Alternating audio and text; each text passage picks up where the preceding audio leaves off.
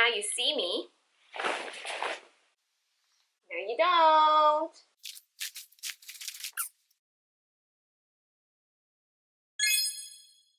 Hi everyone, this is Gwen and welcome back to my channel. I feel like it's been quite a while since I posted a video.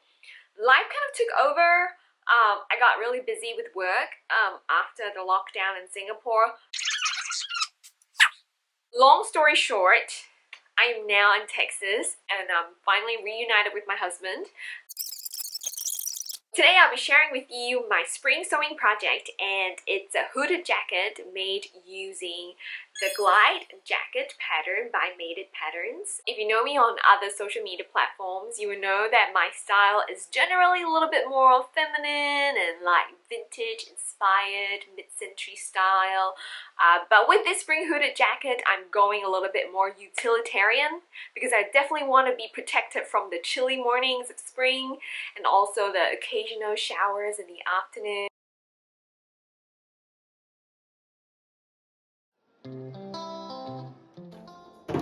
So, this is the most tedious part of any sewing project that involves a PDF pattern. Putting the pattern pieces together. Let's go! Now that the pattern is cut, the next thing that I'm going to be working on is modifying the pattern. It's really important to check the finished measurements of the garment for a pattern that you're working on with your own measurements. I'm starting off with the sleeve because this is the easiest one. The length between the back of the neck to the wrist for the size that I'm making is meant to be 33 inches for the pattern. But I've measured my length and it's only 26.5 inches. I've measured it twice, but yes, it is that much of a difference. So even if I round it up to 27 inches, there's still about like 6 inches that I need to take away. This is really easy. I'm just going by the lengthen and shorten line here, folding it in half, and then taking away 6 inches in total. So there's 3 inches here, 3 inches here, which makes a total of 6 inches from this line to this line. I didn't cut a new paper pattern piece, but what I did when cutting the fabric was just to draw a straight line from the top point of the sleeve to the bottom point. The next part of the pattern modification is a little trickier, and I'm not really sure if I'm going to be doing it the right way, but I'm just going to wing it, and this is how I'm doing it. This is the modification for the length of the body. There are no lines added to the pattern to guide you in adjusting the length of the bodice, but I really do feel that it's just going to be too long. I want it a bit shorter because I think that's cuter, and this is how I'm doing the modification. To shorten the length of the bodice, I started by drawing a horizontal line across the pattern piece, somewhere in the middle of it. I decided to shorten the bodice by 2 inches, so I drew 2 more horizontal lines, one that is 1 inch above and another that is 1 inch below the middle line. To make sure that I'm shortening the entire jacket equally at the same spot, I lined up all the different pattern pieces and then drew the same horizontal lines across while making sure that the pattern pieces are aligned. I did this for the front pattern pieces as well as the back pattern piece. I shortened the rest of the pattern pieces for the inside of the jacket in the same way. So I did that for the front facing, the front lining, as well as the back lining.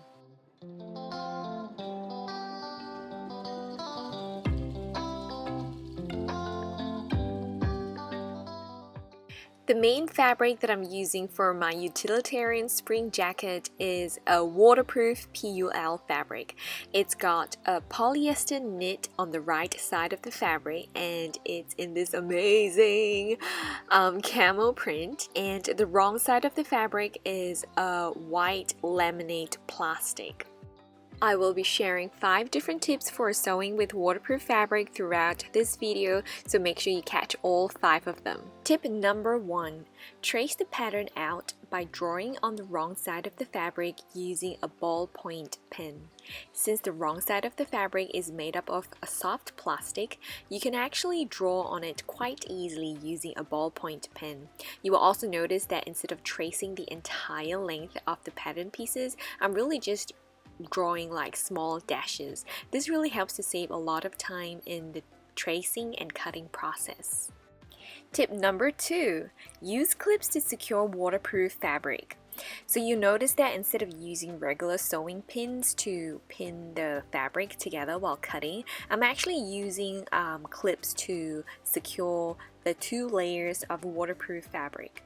It is not impossible to pin the waterproof fabric using regular sewing pins, but it's not as easy, and I found that a little bit time consuming just to make sure that I'm not damaging the fabric in the process. If you don't have clips like these, you can definitely use other common household items like clothes pegs and bulldog clips. When tracing the fabric for the pattern pieces that I've shortened, I simply used a straight ruler to adjust the pattern.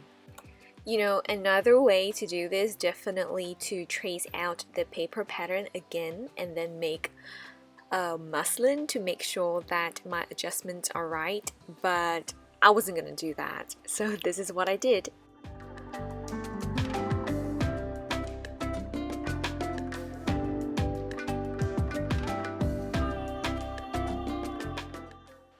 But I definitely also took the time to match the seams as I cut the fabric to make sure that my plan was going to work. For the lining of the jacket, I'm using this bright orange fleece. Cutting this fleece was a lot more straightforward and a lot less time consuming because I could use regular sewing pins to pin the fabric together.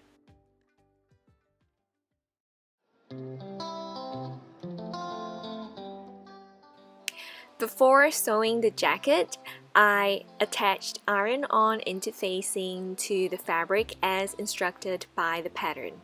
Since the underside of my waterproof fabric is made of plastic, I did a little test sample first to make sure that underside plastic wouldn't melt at the heat that's needed for my interface to bond to it.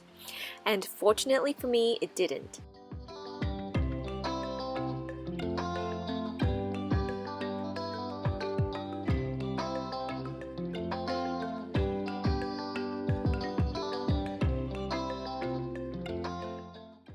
And now here's my 3rd tip for sewing with waterproof fabric. This wonderful and magical tool for your sewing machine is called a walking foot. Like honestly, I have no idea why it's taken me so long to invest a little bit of money on this little tool, but it makes such a big difference in the sewing. Now, because the waterproof PUL fabric has plastic on the wrong side of the fabric, there is quite a bit of resistance when you sew on the plastic with a regular zipper foot. Now I've done 2 test samples here. Can you have a look and make a guess and tell me which one's sewn with the regular sewing foot?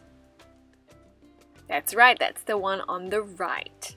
You can see that the sample that's been sewn with the regular sewing foot has quite a bit of warping in the fabric, and that's because of the friction between the metal foot and the plastic underside of the fabric. And this little patch that's been sewn with the walking foot definitely looks a lot nicer.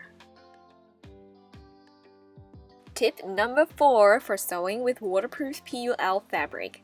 Use brand new sewing needles. So whatever sewing needle that you have that's in your machine, take it out and put a new one in, because you want to have a really sharp needle to be able to pierce through that plastic without damaging the fabric. Okay, so now we're finally really getting into sewing the fabric and putting the jacket together. I'm gonna be talking about some of the changes that I've made. Not really changes, but like things that I've done differently from what the instructions has stated to do. When sewing the invisible zipper, I actually used an invisible zipper foot instead of the walking foot, and this didn't really matter that much because the fabric that's under the sewing foot for this step is the nylon fabric part of the zipper instead of the plastic underside of the waterproof fabric. Attaching the invisible zipper wasn't so easy for me because of the angle at which I had to sew. So to make it easier, I started off by only attaching one side of the zipper foot first, and then instead of sewing the entire length of the other side of the invisible zipper, I started off by only sewing the top and bottom sections of the second side of the invisible zipper. Doing that allowed me to test the zipper and to make sure that I've got both sides of the zipper aligned before sewing the rest of the other side of the zipper. When sewing the jacket, I used clips to secure the fabric together. When it's a big piece of fabric. When it's a smaller piece, I would sometimes just skip using clips altogether. The only time that I used regular sewing pins to pin the fabric together was when I had to sew the hood.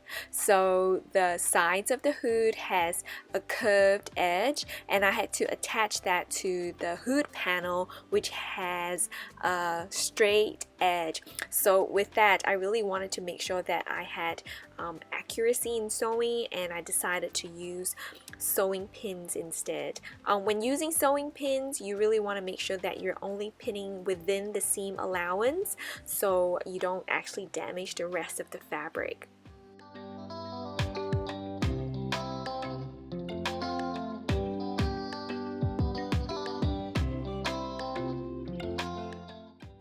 Here's another addition to my construction of the jacket that is different from the instructions. Because my waterproof PUL fabric has a polyester knit fabric on the right side, I was afraid that the fabric would stretch out with time and use, and I really want this jacket to be really durable and last a long time. So I decided to secure the shoulder seams with a bias tape on the underside. I simply attached the bias tape by top stitching it across the shoulder seam. So this is how it looks on the wrong side, and this is the right side of the fabric with the 2 rows of top stitching.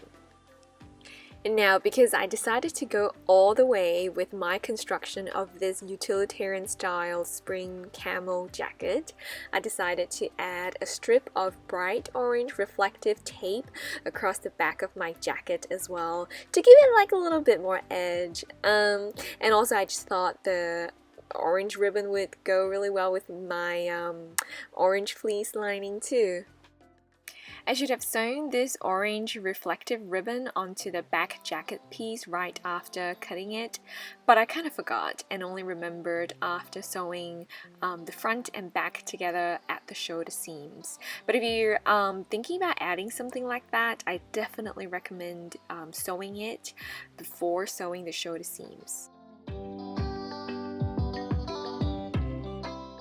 Here's the 5th and final tip for sewing with waterproof fabric: top stitching. The instructions for the glide jacket pattern actually asks for the seams to be pressed at various different stages of the construction of the jacket, but because I'm using a waterproof PUL fabric, I can't really do that.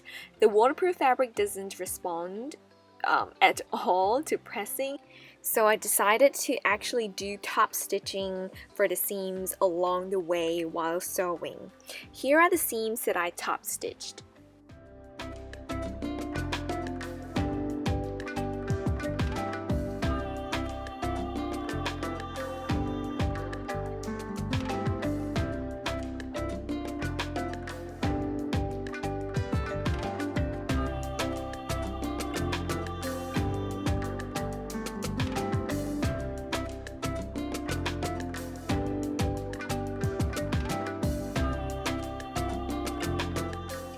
The final change that I made to the construction of this jacket is the internal patch pocket. The internal patch pocket is supposed to be made of the main fabric, and in the case of my jacket, that is the waterproof fabric. Since it's a waterproof PUL fabric, I was afraid it was going to stretch out with time, so I decided to stabilize it with the woven fabric. I cut another piece of the internal patch pocket with a woven fabric, put the two pieces together, right sides together, then stitched along 3 of the 4 edges, turned it inside out, and then top stitched along all 4 edges. And with that, I kind of get like a special internal pocket piece of fabric with the waterproof fabric on the front and the woven fabric on the back. And then I just continued to sew the pocket according to the instructions. And now presenting my spring hooded camo jacket.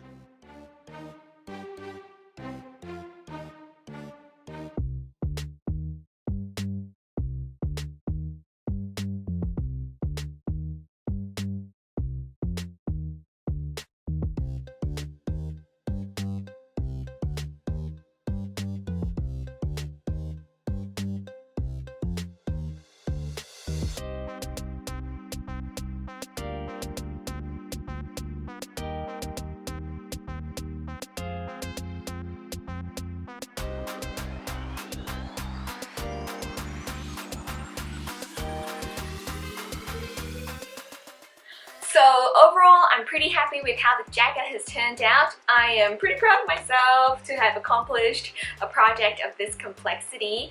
I learned quite a bit while working on this project.